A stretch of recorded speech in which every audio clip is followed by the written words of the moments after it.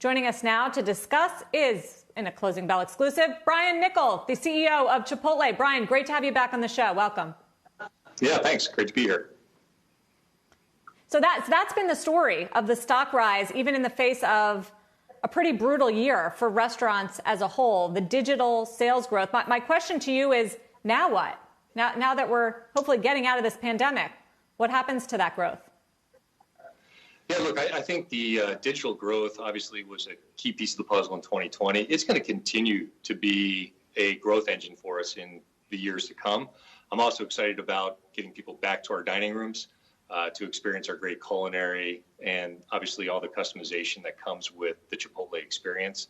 So I'm very optimistic. You know, our Chipotle business is, before COVID, was 80% on premise and 20% digital, and now we're more in this 50-50 split. And now we've got 20 million rewards customers, so we can do a lot more things with them on a one-to-one basis. So I'm very optimistic about how this digital system plays out with access, with our Chipotlanes, with our communication, and then obviously all these incremental occasions that we now have into our business. You seem to suggest that people are starting to come back into the stores as indoor dining returns. What are you seeing there in terms of traffic and changes perhaps in day part and spend that might look different than pre-pandemic?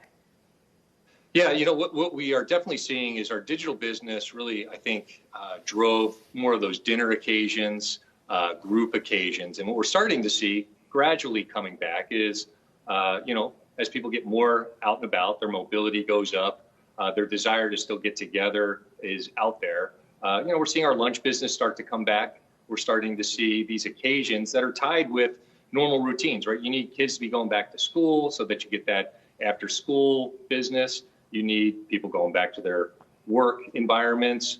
You need people out and about doing their work. So then you'll start to see those occasions rebound. And we're seeing it kind of happen on a gradual basis. One of the perfect examples I've shared in the past is I was visiting some restaurants, and there happened to be a UPS driver sitting in our restaurant eating. And I just asked him, I said, hey, why'd you decide to dine in the restaurant versus get it to go? And he's like, you know what? I was tired of eating in my car. It was time to eat in your dining room. And I think you're going to continue to see people say, I like that occasion where I can sit down, have a meal, whether they do it on their own for a quick bite or whether they want to do it with friends, family. I think that's going to slowly but surely come back.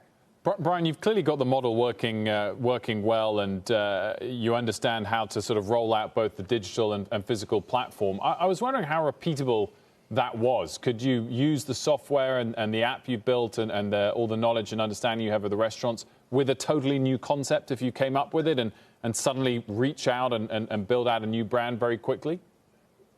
Look, we think we have the ability to put this digital system into, other cuisines down the road if we wanted to go down that path.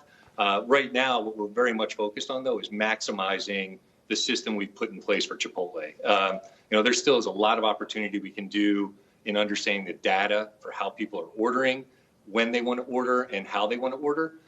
So I'm excited about what we can do for the growth within our Chipotle business, but obviously it sets the table where if we wanted to get into other cuisines and do it in a fast casual way with the same commitment to food with integrity, it gives us that channel down the road if we decided to do that.